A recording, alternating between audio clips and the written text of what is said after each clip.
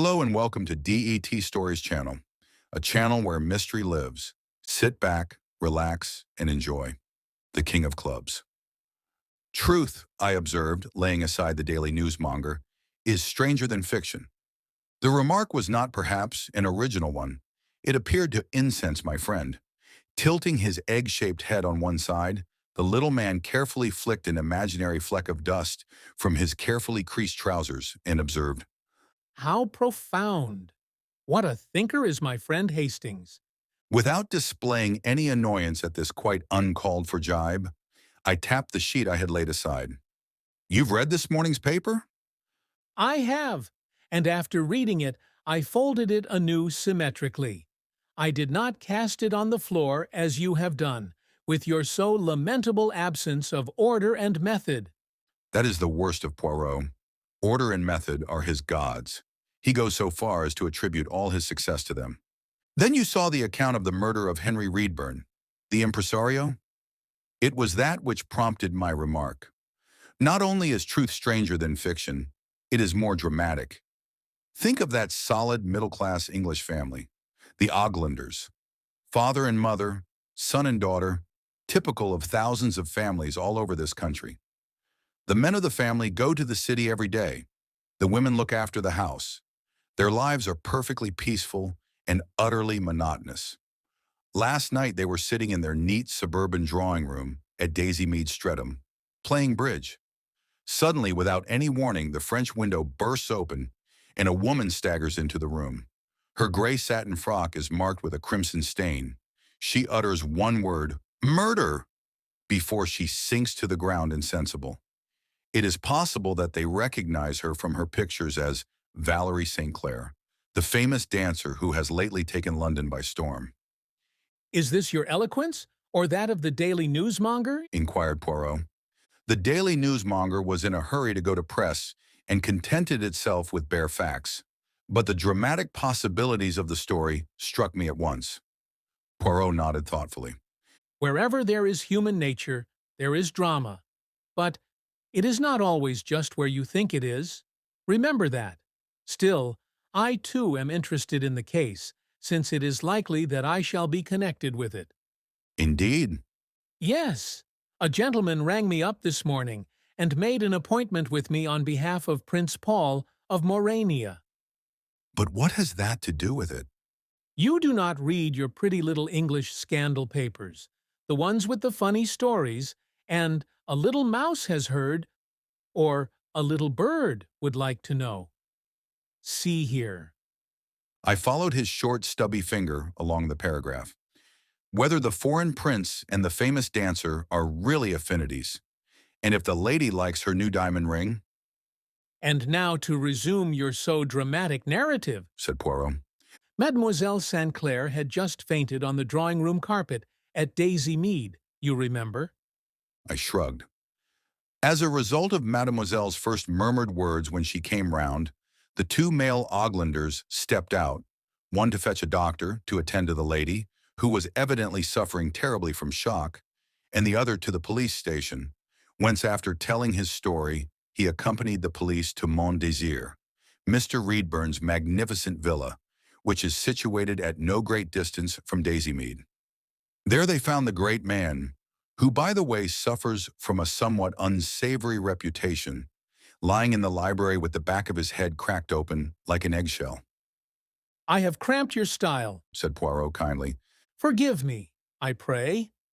Ah, here is Monsieur le Prince. Our distinguished visitor was announced under the title of Count Féodor. He was a strange-looking youth, tall, eager, with a weak chin, the famous Moramberg mouth, and the dark, fiery eyes of a fanatic. Monsieur Poirot. My friend bowed. Monsieur, I am in terrible trouble, greater than I can well express. Poirot waved his hand. I comprehend your anxiety. Mademoiselle St. Clair is a very dear friend. Is it not so? The prince replied simply. I hope to make her my wife. Poirot sat up in his chair, and his eyes opened. The prince continued. I should not be the first of my family to make a morganatic marriage. My brother Alexander has also defied the emperor. We are living now in more enlightened days, free from the old caste prejudice. Besides, Mademoiselle St. Clair, in actual fact, is quite my equal in rank. You have heard hints as to her history? There are many romantic stories of her origin, not an uncommon thing with famous dancers. I have heard that she is the daughter of an Irish charwoman, also the story which makes her mother a Russian Grand Duchess, The first story is, of course, nonsense, said the young man. but the second is true. Valerie, though bound to secrecy, has let me guess as much. Besides, she proves it unconsciously in 1,000 ways. I believe in heredity, Monsieur Poirot. I, too, believe in heredity, Said Poirot thoughtfully. I have seen some strange things in connection with it. Moi qui vous parle. But to business, Monsieur le Prince. What do you want of me? What do you fear? I may speak freely, may I not? Is there anything to connect Mademoiselle St. Clair with the crime? She knew Reedburn, of course. Yes. He professed to be in love with her. And she? She would have nothing to say to him. Poirot looked at him keenly. Had she any reason to fear him? The young man hesitated. There was an incident. You know Zara, the clairvoyant? No. She is wonderful. You should consult her some time. Valerie and I went to see her last week. She read the cards for us. She spoke to Valerie of trouble, of gathering clouds. Then she turned up the last card, the covering card, they call it. It was the King of Clubs. She said to Valerie, "Beware, there is a man who holds you in his power. You fear him, you are in great danger through him. You know whom I mean?" Valerie was white to the lips. She nodded and said, "Yes, yes, I know." Shortly afterwards we left. Zara's last words to Valerie were, "Beware of the King of Clubs. Danger threatens you." I questioned Valerie. She would tell me nothing, assured me that all was well. But now, after last night, I am more sure than ever that in the King of Clubs Valerie saw Reedburn, and that he was the man she feared. The prince paused abruptly. Now you understand my agitation when I opened the paper this morning. Supposing Valerie, in a fit of madness, oh, it is impossible. Poirot rose from his seat and patted the young man kindly on the shoulder. Do not distress yourself, I beg of you. Leave it in my hands. You will go to Streatham. I gather she is still there, at Daisy Mead, prostrated by the shock. I will go at once. I have arranged matters through the embassy. You will be allowed access everywhere. Then we will depart. Hastings, you will accompany me? Au revoir, Monsieur le Prince. Doucera Mondésir was an exceptionally fine villa, thoroughly modern and comfortable. A short carriage drive led up to it from the road, and beautiful gardens extended behind the house for some acres. On mentioning Prince Paul's name, the butler who answered the door at once took us to the scene of the tragedy. The library was a magnificent room, running from back to front of the whole building, with a window at either end, one giving on the front carriage drive and the other on the garden. It was in the recess of the latter that the body had lain. It had been removed not long before, the police having concluded their examination. "That is annoying," I murmured to Poirot. "Who knows what clues they may have destroyed?" My little friend smiled. Eh, how often must I tell you that clues come from within? In the little gray cells of the brain lies the solution of every mystery. He turned to the butler. I suppose, except for the removal of the body, the room has not been touched. No, sir. It's just as it was when the police came up last night. These curtains now. I see they pull right across the window recess. They are the same in the other window. Were they drawn last night? Yes, sir. I draw them every night. Then Reedburn must have drawn them back himself? I suppose so, sir. Did you know your master expected a visitor last night? He did not say so, sir. But he gave orders he was not to be disturbed after dinner. You see, sir, there is a door leading out of the library onto the terrace at the side of the house. He could have admitted anyone that way. Was he in the habit of doing that? The butler coughed discreetly. I believe so, sir. Poirot strode to the door in question. It was unlocked. He stepped through it onto the terrace which joined the drive on the right. On the left, it led up to a red brick wall. The fruit garden, sir. There's a door leading into it farther along, but it was always locked at 6 o'clock. Poirot nodded and re-entered the library, the butler following. Did you hear nothing of last night's events? Well, sir, we heard voices in the library a little before 9. But that wasn't unusual, especially being a lady's voice. But of course, once we were all in the servants' hall, right the other side, we didn't hear anything at all. And then, about 11 o'clock, the police came. How many voices did you hear? I couldn't say, sir. I only noticed the ladies. Ah, I beg pardon, sir. But Dr. Ryan is still in the house, if you would care to see him. We jumped at the suggestion, and in a few minutes the doctor, a cheery, middle-aged man, joined us and gave Poirot all the information he required. Reedburn had been lying near the window, his head by the marble window seat. There were 2 wounds, one between the eyes and the other, the fatal one, on the back of the head. he was lying on his back? Yes, there is the mark. He pointed to a small dark stain on the floor. Could not the blow on the back of the head have been caused by his striking the floor? Impossible. Whatever the weapon was, it penetrated some distance into the skull. Poirot looked thoughtfully in front of him. In the embrasure of each window was a carved marble seat, the arms being fashioned in the form of a lion's head. A light came into Poirot's eyes. Supposing he had fallen backwards on this projecting lion's head and slipped from there to the ground, would not that cause a wound such as you describe? Yes, it would. But the angle at which he was lying makes that theory impossible, and besides, there could not fail to be traces of blood on the marble of the seat. Unless they were washed away? The doctor shrugged his shoulders. That is hardly likely. It would be to no one's advantage to give an accident the appearance of murder. Quite so. Acquiesced Poirot. Could either of the blows have been struck by a woman, do you think? Oh, quite out of the question, I should say. You are thinking of Mademoiselle St. Clair, I suppose. I think of no one in particular until I am sure. Said Poirot gently. He turned his attention to the open French window, and the doctor continued. It is through here that Mademoiselle St. Clair fled.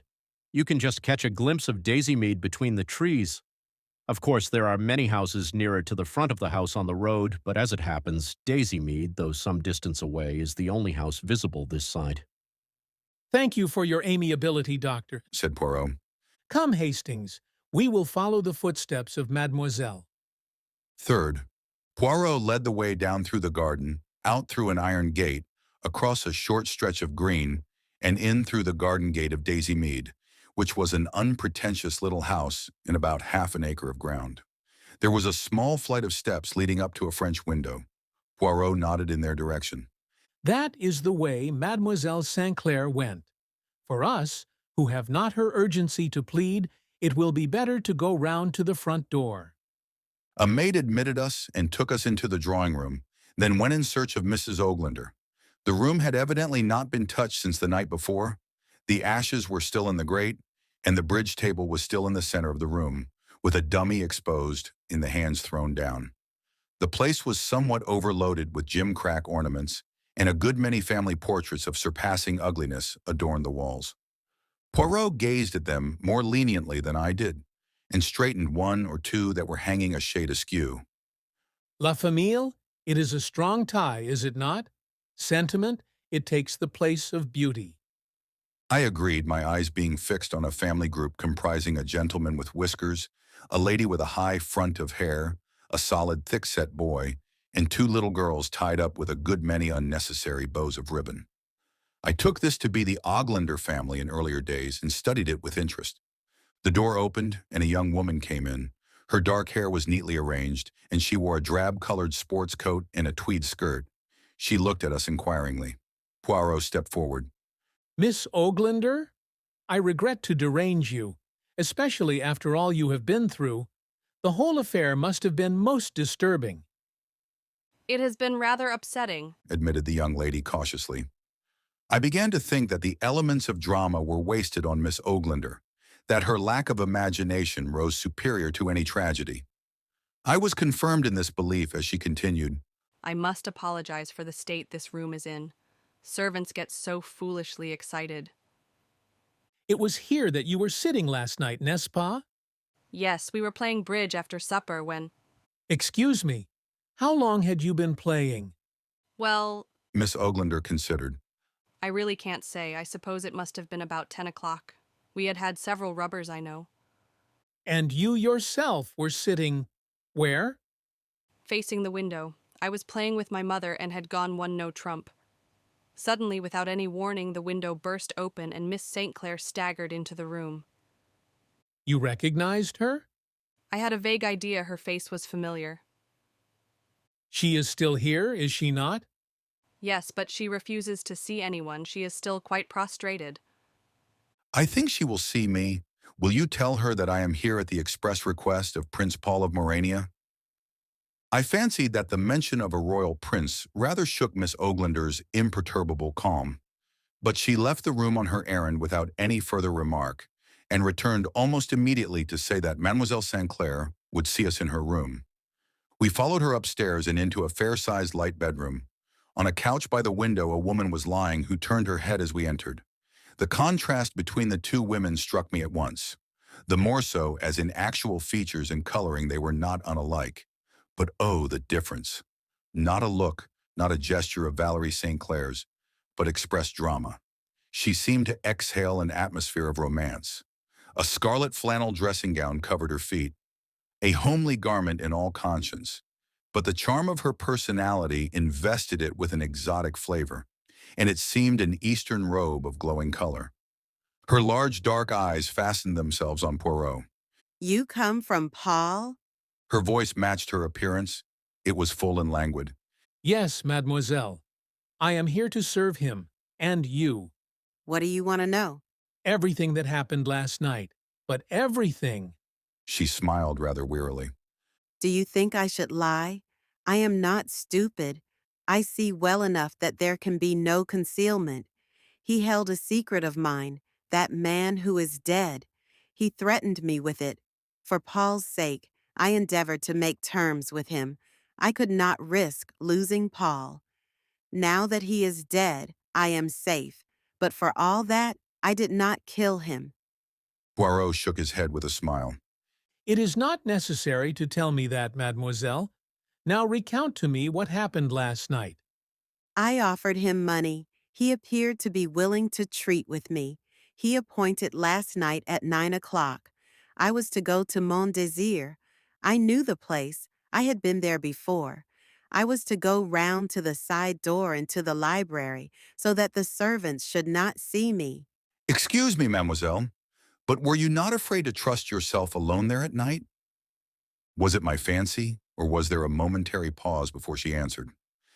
Perhaps I was, but you see, there was no one I could ask to go with me, and I was desperate. Reedburn admitted me to the library. Oh, that man! I am glad he is dead. He played with me, as a cat does with a mouse. He taunted me. I begged and implored him on my knees. I offered him every jewel I have, all in vain. Then he named his own terms. Perhaps you can guess what they were. I refused. I told him what I thought of him. I raved at him. He remained calmly smiling. And then, as I fell to silence at last, there was a sound from behind the curtain in the window. He heard it too. He strode to the curtains and flung them wide apart.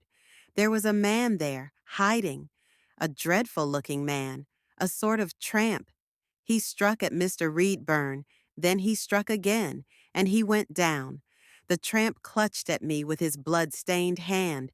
I tore myself free, slipped through the window, and ran for my life. Then I perceived the lights in this house, and made for them. The blinds were up, and I saw some people playing bridge. I almost fell into the room. I just managed to gasp out, "Murder!" and then everything went black. Thank you, mademoiselle. It must have been a great shock to your nervous system. As to this tramp, could you describe him? Do you remember what he was wearing? No, it was all so quick, but I should know the man anywhere. His face is burnt in on my brain.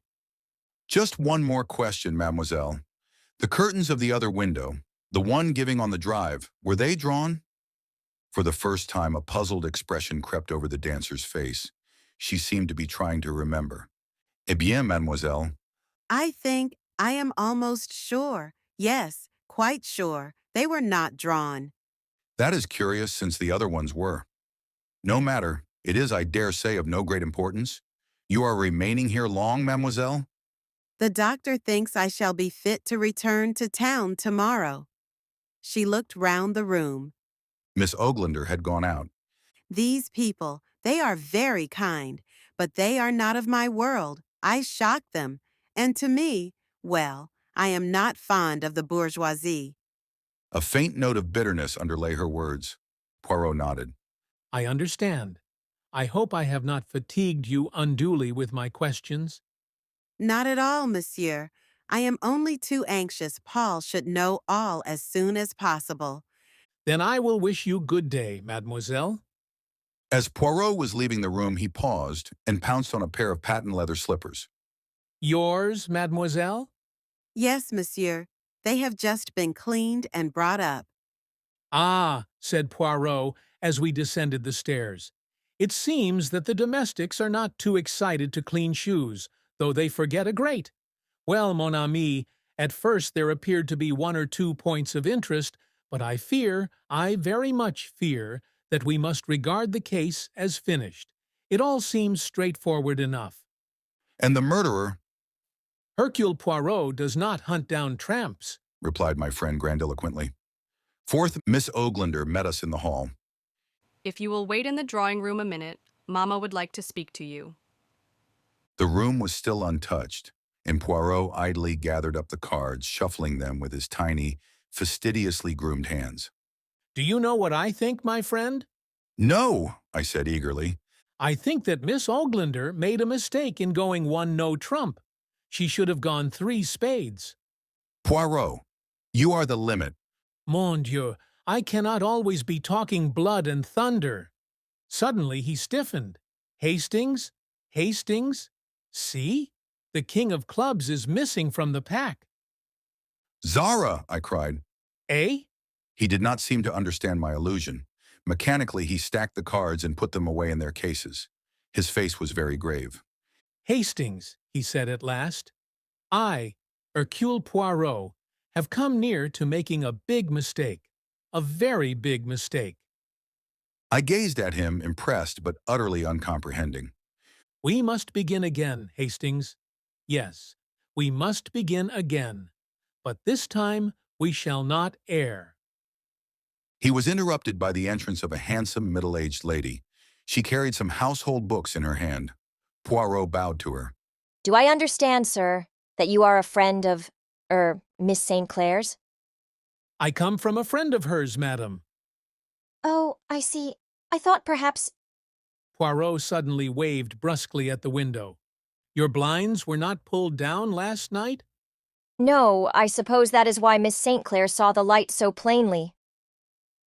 There was moonlight last night. I wonder that you did not see Mademoiselle St. Clair from your seat here facing the windows. I suppose we were engrossed with our game. Nothing like this has ever happened before to us. I can quite believe that, madam, and I will put your mind at rest. Mademoiselle St. Clair is leaving tomorrow. Oh! The good lady's face cleared. And I will wish you good morning, madame. A servant was cleaning the steps as we went out of the front door. Poirot addressed her. Was it you who cleaned the shoes of the young lady upstairs? The maid shook her head. No, sir. I don't think they've been cleaned. Who cleaned them, then? I inquired of Poirot as we walked down the road. Nobody. They did not need cleaning. I grant that walking on the road or path on a fine night would not soil them. But surely after going through the long grass of the garden, they would have been soiled and stained. Yes, said Poirot with a curious smile. in that case, I agree they would have been stained. But Have patience a little half-hour, my friend. We are going back to Mont Désir. Eindam. The butler looked surprised at our reappearance, but offered no objection to our returning to the library. "Hi, that's the wrong window, Poirot," I cried as he made for the one overlooking the carriage drive.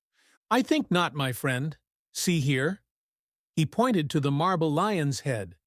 On it was a faint, discolored smear. He shifted his finger and pointed to a similar stain on the polished floor. Someone struck Reedburn a blow with his clenched fist between the eyes. He fell backward on this projecting bit of marble, then slipped to the floor. Afterwards, he was dragged across the floor to the other window and laid there instead, but not quite at the same angle as the doctor's evidence told us. But why? It seems utterly unnecessary. On the contrary, it was essential. Also, it is the key to the murderer's identity. Though, by the way, he had no intention of killing Reedburn, and so it is hardly permissible to call him a murderer. He must be a very strong man. Because of having dragged the body across the floor? Not altogether. It has been an interesting case. I nearly made an imbecile of myself, though. Do you mean to say it is over? That you know everything? Yes. A remembrance smote me. "No," I cried. "There is one thing you do not know. And that? You do not know where the missing king of clubs is." Eh? Oh, that is droll. That is very droll, my friend. Why? Because it is in my pocket. He drew it forth with a flourish. "Oh," I said, rather crestfallen. "Where did you find it? Here?" There was nothing sensational about it. It had simply not been taken out with the other cards. It was in the box. All the same, it gave you an idea, didn't it? Yes, my friend. I present my respects to His Majesty. And to Madame Zara. Ah, yes, to the lady also. Well, What are we going to do now? We are going to return to town, but I must have a few words with a certain lady at Daisy Mead first. The same little maid opened the door to us. They're all at lunch now, sir, unless it's Miss St. Clair you want to see and she's resting. It will do if I can see Mrs. Oglander for a few minutes. Will you tell her? We were led into the drawing room to wait. I had a glimpse of the family in the dining room as we passed, now reinforced by the presence of two heavy, solid-looking men, one with a mustache, the other with a beard also. In a few minutes, Mrs. Oglander came into the room, looking inquiringly at Poirot, who bowed. Madame, we, in our country, have a great tenderness, a great respect for the mother. The mère de famille, she is everything. Mrs. Oglander looked rather astonished at this opening. It is for that reason that I have come, to allay a mother's anxiety. The murderer of Mr. Reedburn will not be discovered. Have no fear. I, Hercule Poirot, tell you so. I am right, am I not?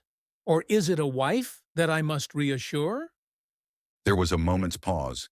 Mrs. Oglander seemed searching Poirot with her eyes.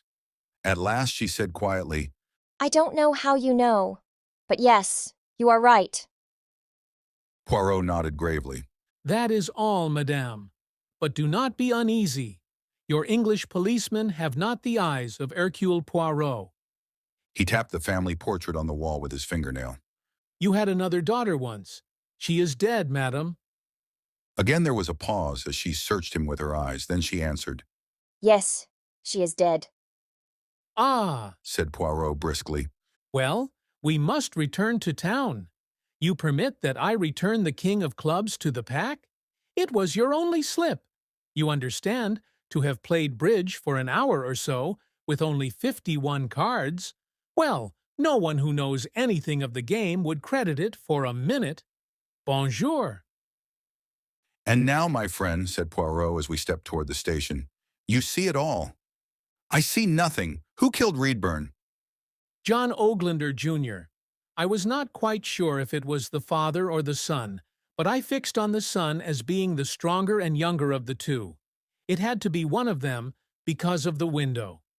Why? There were 4 exits from the library.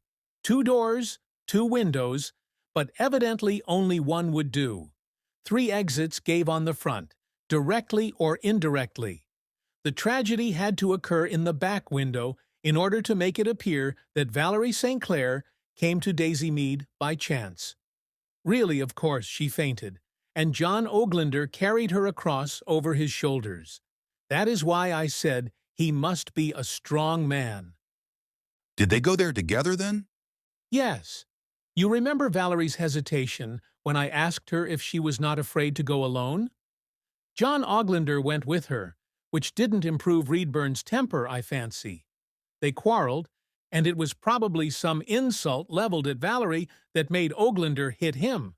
The rest, you know. But why the bridge? Bridge presupposes 4 players. A simple thing like that carries a lot of conviction. Who would have supposed that there had been only 3 people in that room all the evening? I was still puzzled. There's one thing I don't understand. What have the Oglanders to do with the dancer Valerie St. Clair? Ah, that I wonder you did not see. And yet you looked long enough at that picture on the wall, longer than I did. Mrs. Oglander's other daughter may be dead to her family, but the world knows her as Valerie St. Clair. What? Did you not see the resemblance the moment you saw the 2 sisters together? No, I confessed. I only thought how extraordinarily dissimilar they were. That is because your mind is so open to external romantic impressions, my dear Hastings. The features are almost identical. So is the coloring. The interesting thing is that Valerie is ashamed of her family, and her family is ashamed of her. Nevertheless, in a moment of peril, she turned to her brother for help. And when things went wrong, they all hung together in a remarkable way. Family strength is a marvelous thing. They can all act that family. That is where Valerie gets her histrionic talent from. I, like Prince Paul, believe in heredity. They deceived me, but for a lucky accident and test question to Mrs. Oglander, by which I got her to contradict her daughter's account of how they were sitting, the Oglander family would have put a defeat on Hercule Poirot. What shall you tell the prince? That Valerie could not possibly have committed the crime, and that I doubt if that tramp will ever be found. Also, to convey my compliments to Zara. A curious coincidence that. I think I shall call this little affair the adventure of the King of Clubs. What do you think, my friend? Thank you for listening until the very end. If you enjoyed the mystery, don't forget to join us next time, where another secret awaits. Until then, stay curious and stay sharp. See you soon on Death Stories.